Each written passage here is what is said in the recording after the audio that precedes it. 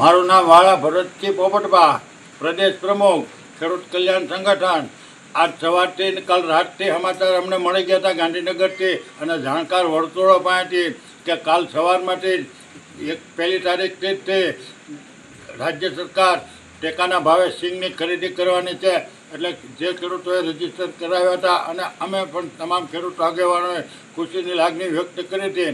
પણ અત્યારે તે અમને સમાચાર મળ્યા કે આ સરકાર છે એ પાછી ટેકાના ભાવે કાલથી સિંગ ખરીદવાની નથી. એટલે ક્યાંક ને ક્યાંક સરકારે ખેડૂતો સાથે રમત કરી છે, અથવા તો કેન્દ્ર સરકાર અને રાજ્ય સરકારને સુમેળ સંધાતો નથી.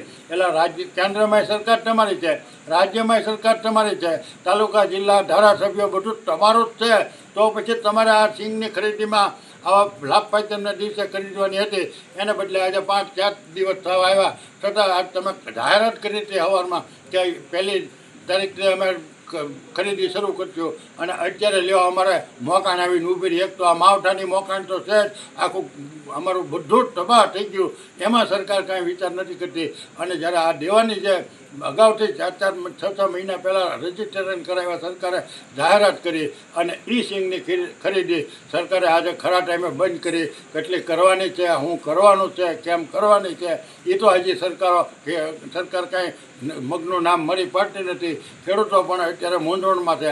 હવે 1452 રૂપિયામાં સિંગ ખરીદવાની હતી, એમાંય સરકાર આવા નવા ગટકડા કરે એટલે પછી અમારે ના છૂટકે મેદાનમાં આવવું પડે. સરકારને અમારી વિનંતી છે તો સમજી જાય તો, નહીંતર 2 દિવસની અંદર ગુજરાતભરની અંદર ખેડૂતોને સાથે રાખી અને બધા સરકારની સામે આંદોલનો પણ થઈ જાય. પણ સરકાર વહેલી તકે સિંગની ખરીદી કરી લે અને આ 70 મણ ને 80 મણ ને 100 મણ ને 200 મણ ને એ ગટકડા તમામ સિંગ ખેડૂતોની ખરીદી ને અમે કીધું 400-500 મણ ખરીદી દો. નહીંતર પછી અમે 20 વર્ષથી કહેતા આવીએ છીએ કે ભાવ ફેરના પૈસા આપી દો. સરકારને કાંઈ જફા મારી કે કાંઈ ચિંતા કરવી નહીં, ખેડૂતોને ભાવ ફેરના પૈસા આપી દો. 1000 રૂપિયા આવતા હોય તો 452 રૂપિયા ખેડૂતોને ખાતામાં નાખી દો. વાત થાય પૂરી.